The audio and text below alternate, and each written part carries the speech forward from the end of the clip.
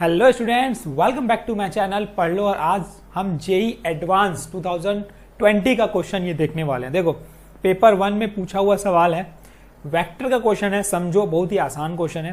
थोड़ा सा दिमाग लगाओगे ना तो सॉल्यूशन तैयार हो जाता है इसका।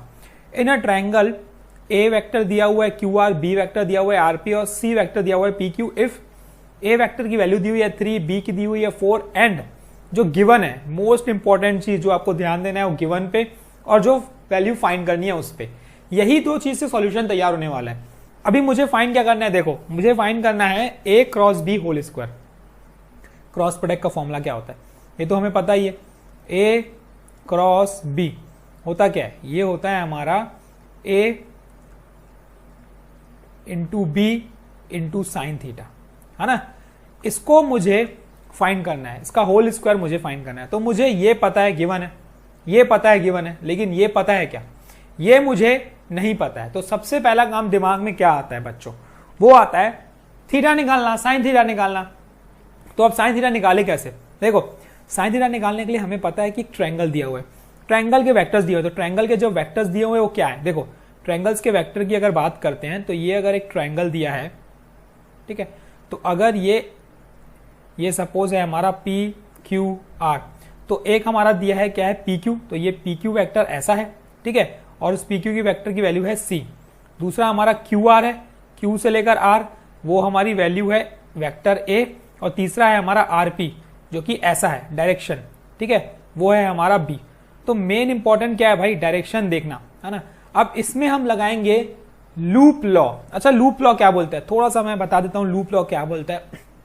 लूप लॉ ये बोलता है कि हम डायरेक्शन एज्यूम करेंगे। तो हमने एक ये डायरेक्शन एज्यूम किया, अगर जिस डायरेक्शन में मैं एज्यूम किया और वही डायरेक्शन में अगर वेक्टर है तो वो प्लस वैल्यू आएगी, और अगर उसके अपोजिट डायरेक्शन में वेक्टर है तो वो माइनस वैल्यू आएगी।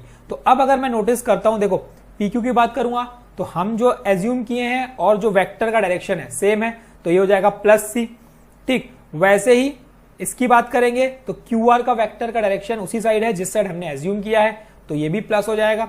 और तीसरा अगर आरपी की बात करूंगा तो ये भी सेम डायरेक्शन में, तो प्लस हो जाएगा। तो इसका मतलब मुझे मिलेगा ये A vector plus B vector plus C vector equal to 0।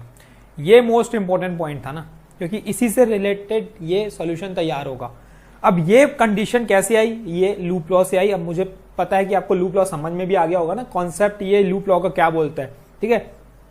तो अब यहां से मैं क्या निकाल सकता हूं, देखो मुझे ए और बी की वैल्यू पता है, तो मैं सबको ना ए बी के टर्म्स में ले लूंगा। तो मैं यहां से सी वेक्टर की वैल्यू निकाल सकता हूं, क्या मिलेगी, minus of A vector plus B vector, यही मिलेगी मुझे। ये किसकी वैल्यू मिली, ये मिली मुझे वेक्टर सी की वैल्यू, ठीक है। ध्यान देना, बात को समझना कि मैं कर क्या रहा हूं। अब मैं क्या करूंगा, यही सी की वैल्यू गिवन में पुट कर रहा हूं। गिवन में जैसे पुट करूंगा तो देखो क्या बनेगा, ये ए वैसी का वैसी हो जाएगा, ठीक है। सी को चेंज करेंगे तो ये हम लिख सकते हैं minus A vector minus B vector minus B vector, ठीक है। और डिवाइड में क्या है, सी वेक्टर को मैं लिख सकता हूं minus of A vector plus B vector और A vector minus B vector, है ना। और इसकी वैल्यू मुझे पता है तो मैं पुट कर देता हूं। ए की क्या है 3 और 3 + 4 7। सिंप्लीफाई क्या करेंगे, सिंप्लीफाई करके देखो, ठीक है। तो समझते हैं इसके बाद हमारा क्या हो जाएगा। इसके बाद सिंप्लीफाई करने के बाद ये हो जाएगा ए डॉट, ये बन जाएगा minus A minus 2b vector divided by, देखो डिवाइड में क्या आ रहा है, ये माइनस को मैं उधर ट्रांसफर कर देता हूं तो ये A square minus B square बन जाएगा। तो ये बन जाएगा मुझे A square minus of B square. देखो इसकी वैल्यू तो मुझे पता है, ये आ गया -3/7। जैसे हम इसको मल्टीप्लाई करेंगे अंदर, है ना, यहां से हम एक काम करते हैं, माइनस को बाहर कर देते हैं, तो ये बन जाएगा मेरा क्या, ए का square minus twice of A dot B, यही बनेगा ना जब मल्टीप्लाई करेंगे अंदर तो। और यहां से ए स्क्वायर माइनस बी स्क्वायर की वैल्यू हमें पता है, ये हो जाएगा मेरा -3/7। ए मेरा क्या है, देखो ए मेरा है 3, बी मेरा है 4, तो ये बन जाएगा मेरा क्या 9 - 16। वैल्यू क्या आई, समझो वैल्यू क्या आई, यहाँ पे वैल्यू आ गई हमारी, ये हमारा ब्रैकेट के बाहर है, यहाँ से ये नेगेटिव नेगेटिव कैंसल आउट। ए की वैल्यू मुझे पता है 3 है, तो ये बन गया मेरा 9 - twice of A dot B equals to 3/7 multiplied by कितना हो जाएगा -7, ये 7 7 कैंसल आउट। अब बचा क्या देखो, यहाँ पे -3 है, उधर जाएगा ट्रांसफर होगा तो 9 + 3 12 बन जाएगा। 12 इक्वल टू इसको उधर ट्रांसफर करेंगे तो ट्वाइस ऑफ a.b। यहां से a.b की वैल्यू क्या मिली, वो मिली 6।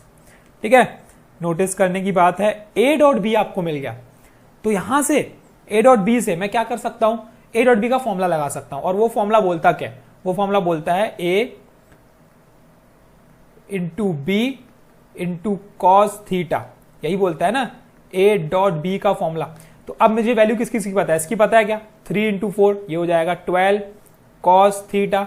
a.b हमने ऑलरेडी निकाल लिया है, ये हो गया 6। ठीक है, तो यहां से कॉस थीटा की वैल्यू आ जाएगी हमारी कितनी, 6/12 दैट इज 1/2।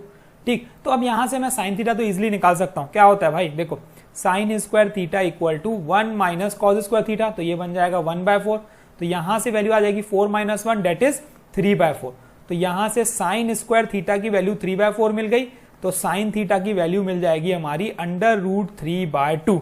ठीक है, देखो मिल गया, जो हमें फाइंड करना था वो हमें मिल गया। आप आसानी से वैल्यू पुट करो और आंसर लाओ, है ना। वैल्यू किस में पुट करोगे, हमें निकालना है a क्रॉस b का होल स्क्वायर। क्या होता है, देखो मैंने क्या बताया, मॉडुलस ऑफ a स्क्वायर हो जाएगा ये।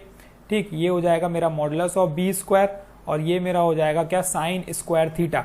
तो a कितना है 3, तो ये 9, b कितना है 4, तो ये 16, और साइन स्क्वायर थीटा की वैल्यू हमने अभी निकाली है, ये 3/4। ठीक, तो ये हो जाएगा 3/4। 4 1 टाइम, ये 4 4 टाइम, कितना हुआ देखो 12, 4 × 3 12, 12 × 9 कितना हो जाएगा भाई 108।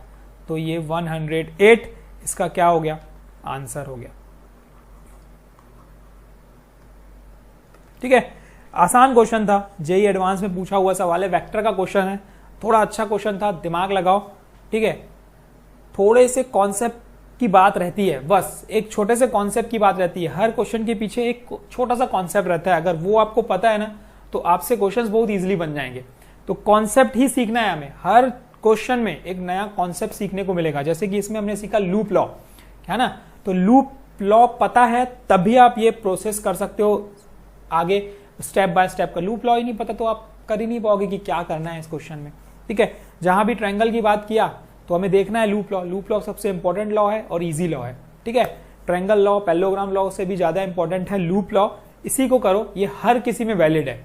ठीक है, तो समझो जिस डायरेक्शन में, जो डायरेक्शन आप ले रहे हो उसी डायरेक्शन में अगर वेक्टर जा रहा है तो वो प्लस वेक्टर हो जाएगा, और जिस अपोजिट डायरेक्शन में, अगर जिस डायरेक्शन में आप ले रहे हो उसके अपोजिट डायरेक्शन में वेक्टर जा रहा है तो माइनस लेना है वेक्टर की वैल्यू। बस दैट्स ऑल, इतना छोटा सा कॉन्सेप्ट है। ठीक है, तो प्रैक्टिस करो इस टाइप के क्वेश्चन की, जहां ये दिख रहा है कॉन्सेप्ट लूप लॉ की प्रैक्टिस करो। ठीक, तो आपसे बन जाएंगे क्वेश्चंस। तो all the best, keep practising. हम फिर मिलेंगे एक नए क्वेश्चन के साथ। तब तक के लिए अगर आप चैनल पे नए हो तो इस चैनल को सब्सक्राइब कर लो, ताकि आपको कंटिन्यूअसली कॉन्सेप्ट्स मिलते रहें, क्योंकि बहुत सारे क्वेश्चंस हम यहाँ पे देखने वाले हैं। ठीक है, थैंक यू।